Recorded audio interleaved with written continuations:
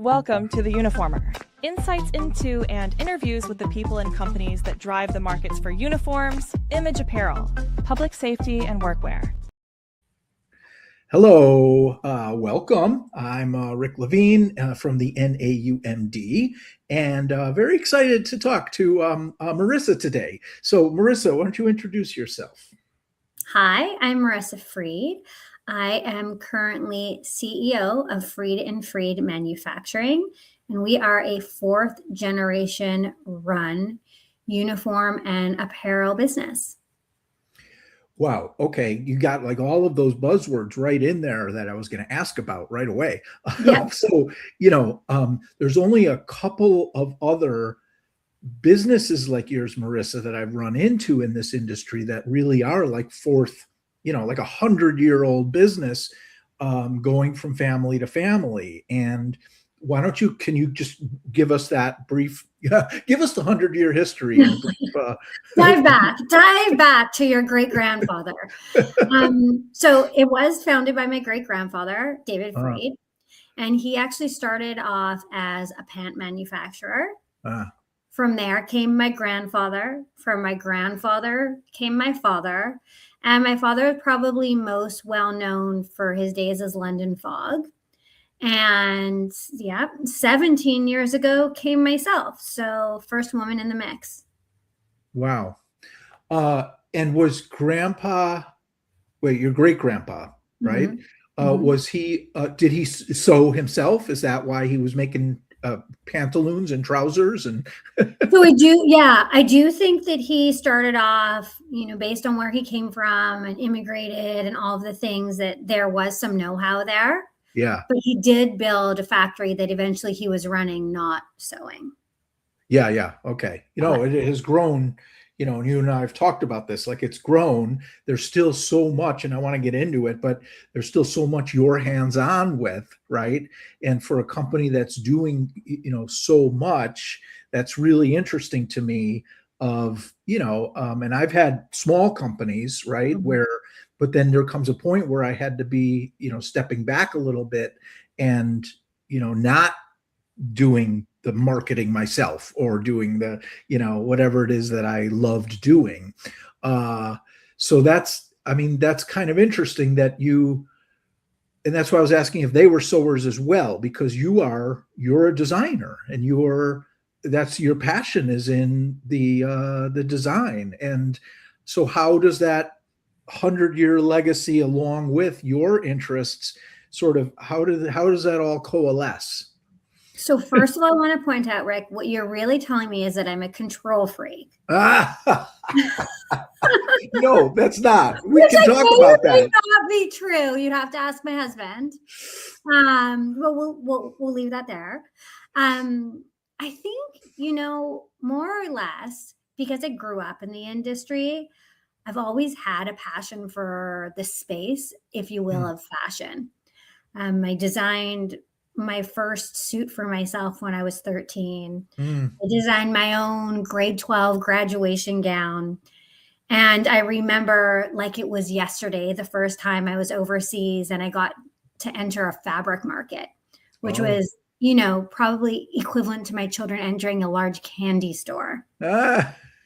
So I would say if my father were to be on here with us, he and my mother, to be honest, the last thing that they wanted for any of us was to enter the business. I think my father knew extraordinarily well how stressful it could get. And their preference would have been for us to become some type of professional and feel that it could have been smooth sailing from there onward.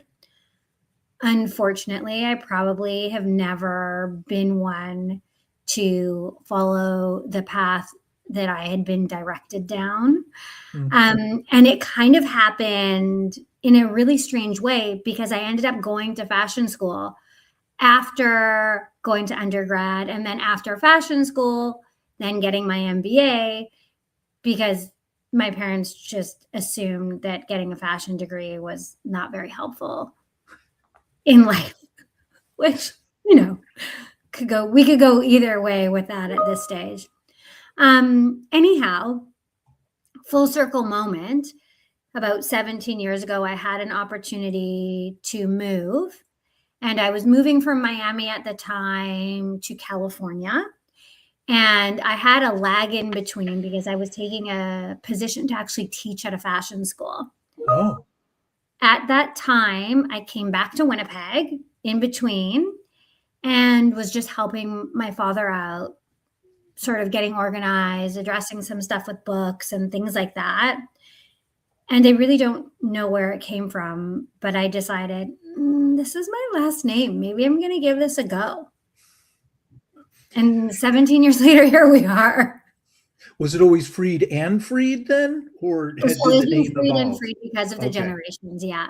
Okay, yeah, I think that's great. And then you've continued it, and then you've made it a success, and you've made it your own, right? Like, was the 1920 brand, 1921 brand, was that part of it originally, or did you come up with that? That was always part of it. We'd always been established in 1921. It had just never been used, if you will, in a marketing Okay. way. Okay. So we definitely brought that to the forefront because I still say that in some ways we're one of the best kept secrets around. And one of the secrets is that you're on both sides of the apparel game, if you will, right? So you have, I'm looking on my other screen here at this, at the site that has all of the freed1921.com that has all of this faux fur, and it's very fashion focused, and you've got these like beautiful models, and it's all it's very Fifth Avenue New Yorkish, and but then you've also got this very serious hardcore uniform manufacturing where you're making a traditional blouse coat blazer, or you're making you're making traditional broadcloth style shirts for programs across Canada and beyond. You're really all over North America, right? Yeah. And you're doing the manufacturing still in North America. Talk about that. So we do both. We do global sourcing and we do domestically made goods in Canada itself. I think the reason we do both is because, like you said, we have retail customers and we have uniform customers, such as the Canadian government. And there's different requirements and there's different driving factors that lead people to their choices and what they want to do.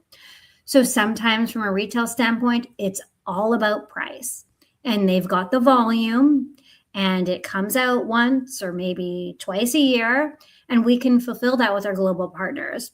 Whereas when we're dealing with government on the uniform side, there's a mandate to either be made in North America or to be made in Canada, depending on who we're dealing with. And that, interestingly enough, is consistent work. And it's required to, most importantly, be quality controlled, and for us to be present and to have skilled labor, which is something, of course, they have skilled labor overseas as well, but this is more an on-demand delivery model that has the capacity, the continuous workflow, and really requires that hands-on quality control on a daily basis. It's not driven by price. So therefore, that is still required to have that domestic manufacturing as well. And I think having both has saved us a lot of times over the past few years since COVID. Absolutely, because you have, if logistics is one of the problems that is coming up for a particular program or a particular customer, then you've got these quick options and cards to pull out of your deck. You're saying that, okay, well, I'm going to find capacity in our North American line in order to get those pieces done. You might have to move fabrics around the world quickly, but true as well. Yeah. And so I imagine that also then informs other things about what you'll recommend to a uniform account, or what you'll design, or what you'll help them realize, because you have both this fashion side and the uniform side. Like some uniform companies kind of fear it. We're like, no, we don't want them to think in terms of retail, because then they're going to ask for things that we don't or can't or don't recommend. So how do you balance all of that? Because I mean, obviously, yeah, you're not going to put a pilot in faux fur, but I imagine there's other things. But I think each side actually feeds the other side and allows us to be better at our job. For instance, the consistency, the quality control aspect, and the repeated styles, if you will. I want to say like repeatedness, but that's not a word. So those things that we're required to really manage consistent quality, on-time delivery allows us to be that much better when addressing retailers that are working 9 months ahead. We can take that time and action study and really put into it for the retailer what's required and when it's required. And, we're very able to manage that in a more fulsome way, if you will, based on our knowledge from the uniform side. And I would say addressing retailers allows us to plan ahead and manage that consistency, if you will, and in advance planning. So those projections, those forecasts, things like that assists us on the domestic side. So the combo also, I think, on a retail side, you have to address design a lot. You have to address the fit. You have to address the fabrics. You have to address new fabrics coming about, new sustainability efforts, trending requirements for consumers. That also lends itself to helping us on the uniform side. So they really do feed one another in different ways.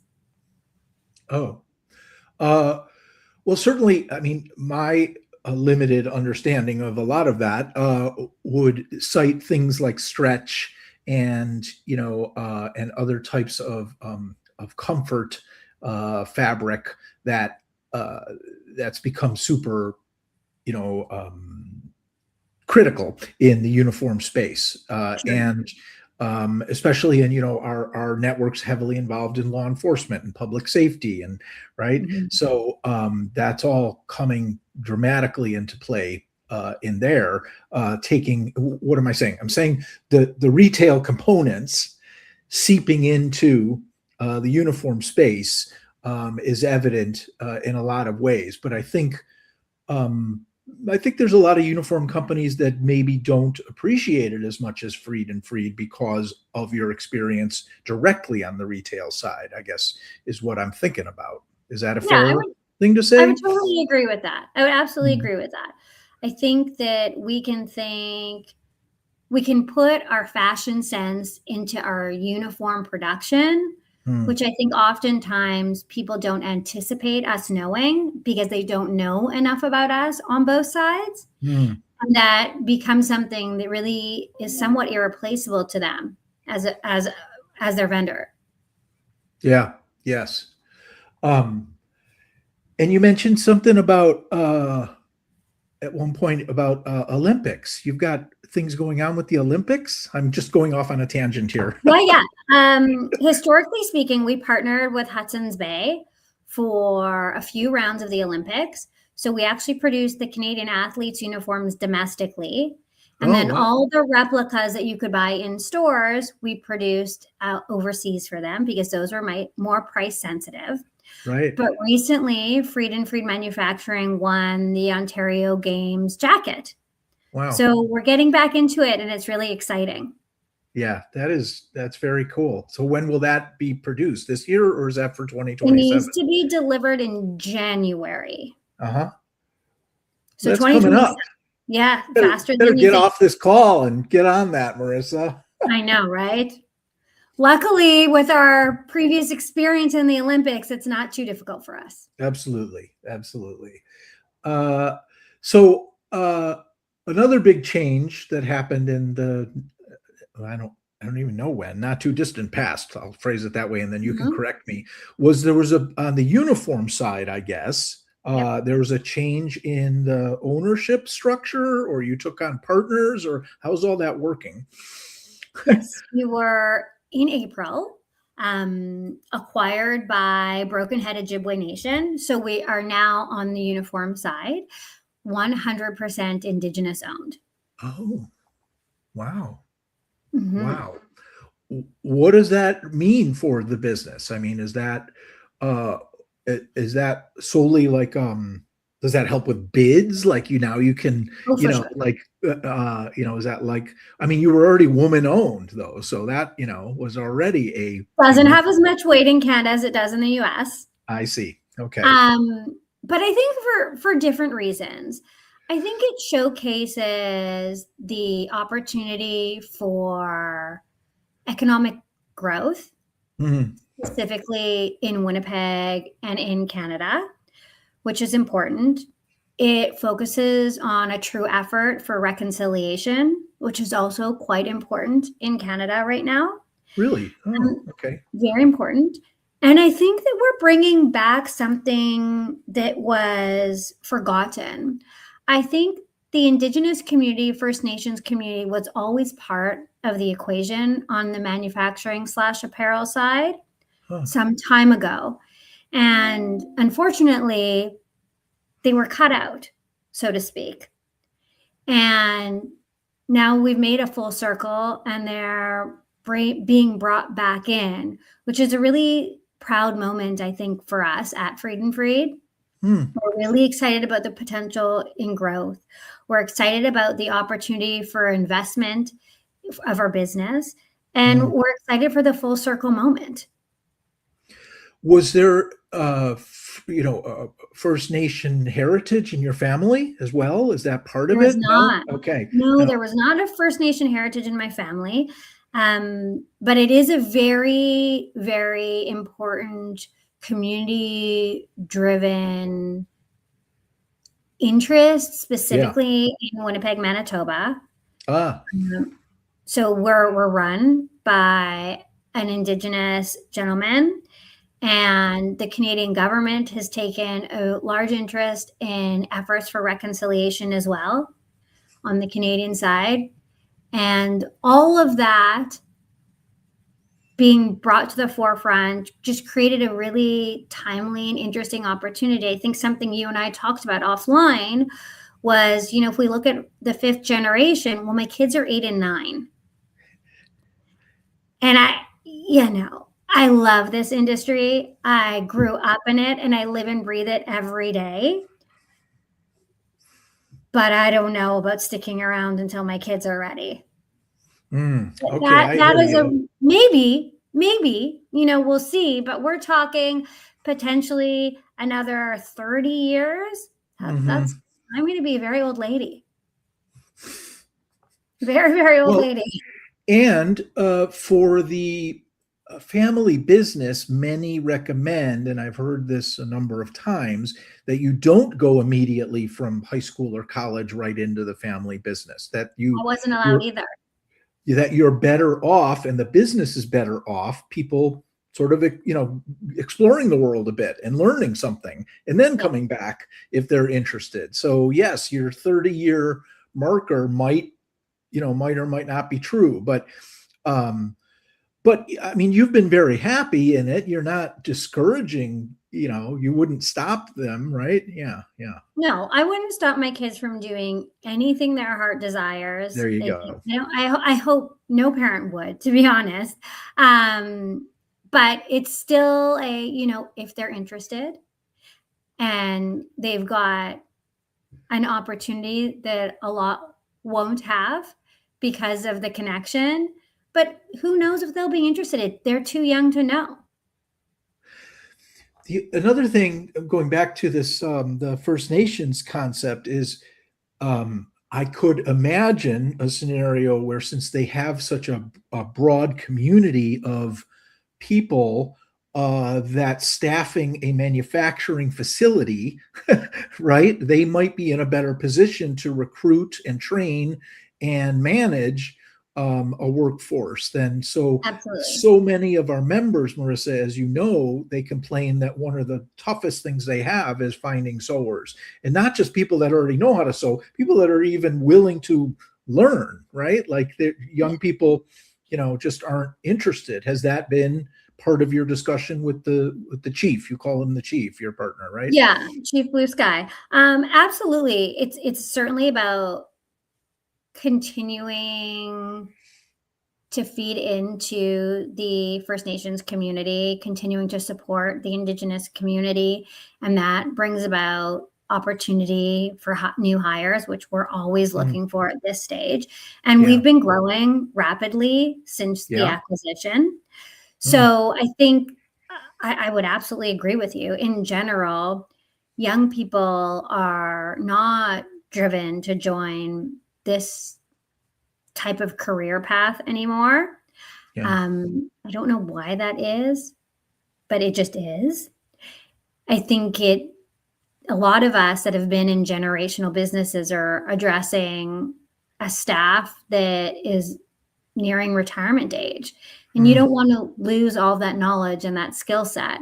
So again, another great opportunity for us. So then you also have this global sourcing experience, right? So you're bringing a lot of product in, as everyone is. We are a global supply chain, and there's no going back on that. Even if Canada or the U.S. or any country wants to say, let's beef up our domestic manufacturing again, that's just, you're never going to end global sourcing, in my opinion, at this I point. agree with you wholeheartedly. So how is that going these days? I mean, you You know know, what? uh, global sourcing. I think interestingly, because we have somewhat of a hybrid, Hmm. we've been able to pivot and react pretty quickly depending on what's going on in the world, because as we know, things have changed rapidly since COVID. Mm-hmm. Obviously, COVID brought that about. So I think global sourcing, as you said, is always going to be a piece of the puzzle. Hmm. It's not all of the infrastructure domestically doesn't exist.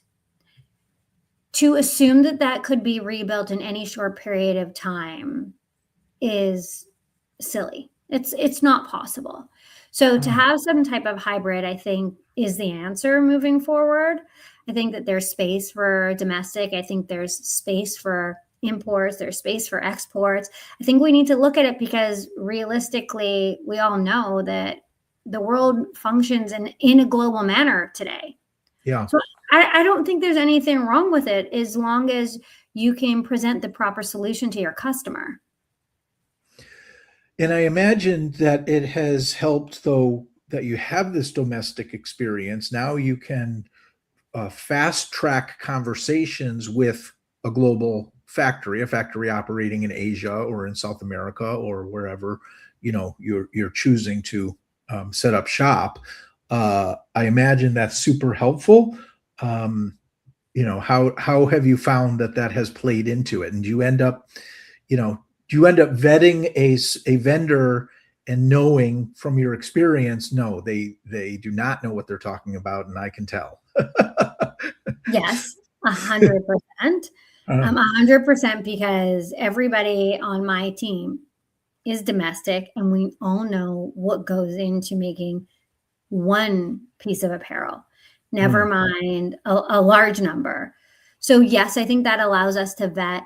Yes, I think that allows us to also import product. And if there's an issue, we can fix it domestically as well, oh, right. which You is can repair. Yeah. that's Mm, a big one. That's a big opportunity for us. We also, anything we import, we inspect domestically too. mm, So that allows us again to address anything that's gone wrong very quickly. It's ideally not getting into the hands of the purchaser prior to us addressing anything that could occur. But yeah, many different reasons. We can break down a cost because mm. we know how many minutes something will take to sew. So 100% there's a bunch of trade-off in there that makes us that much more knowledgeable. Wonderful. Wow.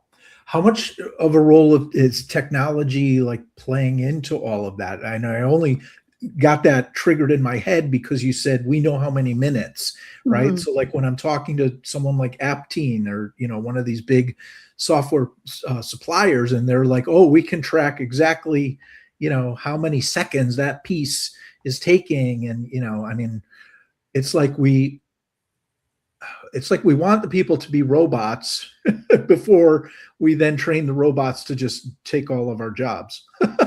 Yeah, well put. Well put.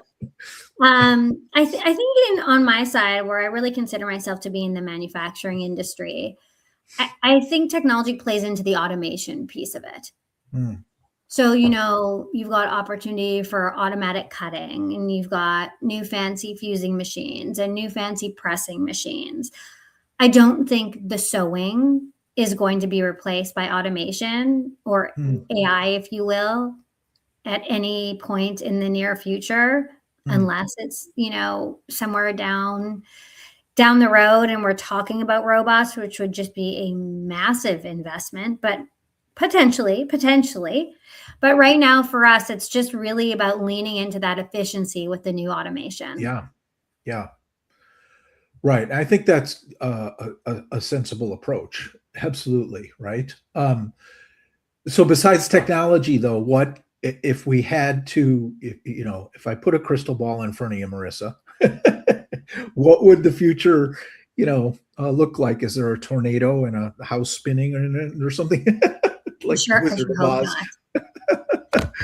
But You I know, mean, you said business has been really good, and even with the First Nations involvement now, things are really picking up. And so you have all of these fingers in the pie. Is that the right expression? I don't know what But it where works. do you see where do you hope to pay attention because that's really exciting and or that's where the growth is going to be?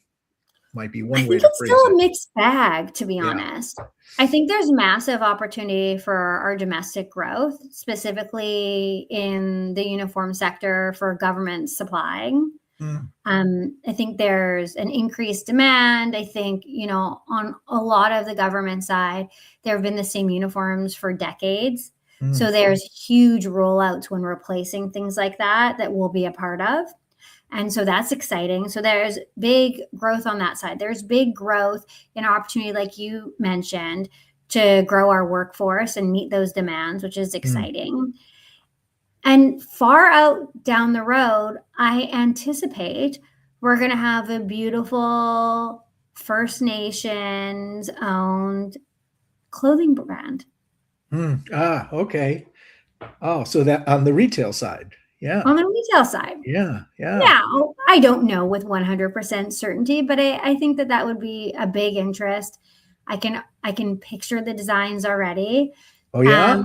Perhaps it's a collaboration, we don't, but we definitely plan on making sure that everybody knows that we exist. Yeah. Yeah. Um, so you see opportunity on both sides. I love that. Yep. Yeah. And what about so besides markets, what any innovations or like we touched briefly on fabrics? I mean, where do you see will we just get rid of all synthetics or will everything become synthetic or will I don't it's like crazy, right? I I mean, I think, yeah, I think some of the things that people are going to demand in the near future, both on a consumer side, when on the retail or within the uniform sector, is a focus on sustainability. yeah. And that's a little bit where AI will come into it, where we can look at forecasting, maybe more exacting in a way based on AI. And we can address less, need to,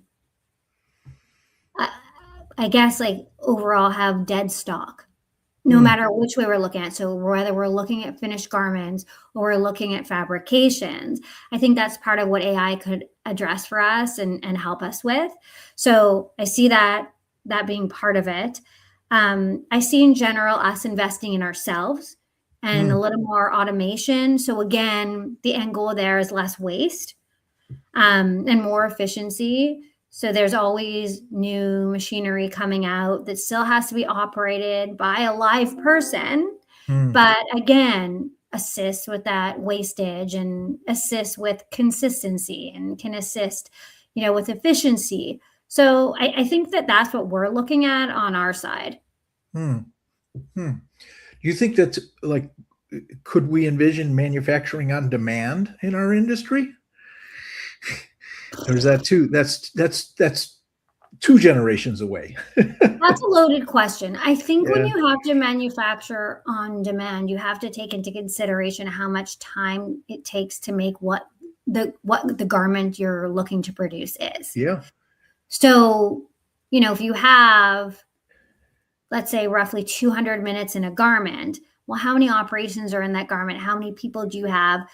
If you have to use a sample maker, because if we're talking real time, you've got one person typically producing one garment, you're changing the recipe entirely. Yeah, so very interesting. Maybe somewhere down the road, maybe, but hard to achieve. Yeah. Okay. I don't know. It's something I think about from time to time because they being, players out there have some on demand, certainly decorating has become on demand, right? Like, Sure. We can have these polo shirts warehoused and just, instantly and then ship it out 2 hours later. And right. It's like, But remember, that's not on demand now because you're pulling from inventory that was pre-planned.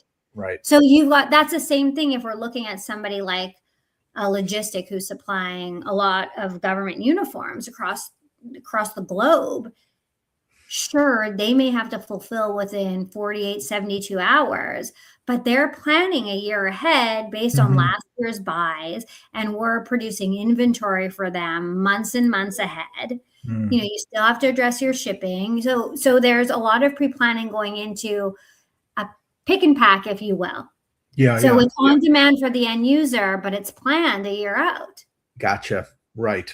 Levels of on demand. Right. Yeah. Anything you thought I was going to ask you that I didn't ask you? I don't think so. I think we touched on most things. Yeah. Yeah, I think so. So I said the one website, I said freed1921.com. Love that. Yep. And then you said you recently just redid freedandfreed.com, right? So that one is, yeah, exactly. So freedandfreed.com for Freed and Freed Manufacturing is now a revamped website that I was telling you, we can still perfect. We're still ironing out some kinks, but it's looking pretty good. Yeah, it looks great. So if people want more info about having you as a manufacturer, supporting them, right? Because that's a big part of what you do. Like you mentioned, logistic, and so Of course.